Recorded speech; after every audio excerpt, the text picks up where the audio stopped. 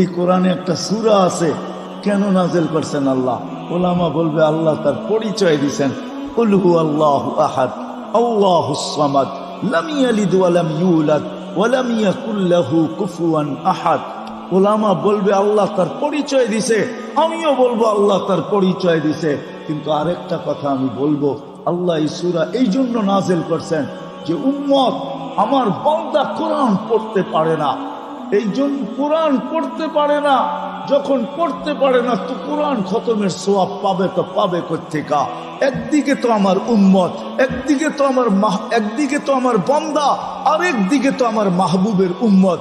আমার মাহবুবের উম্মত কোরআন পড়তে না পারুক তাতে কি আসে যায়?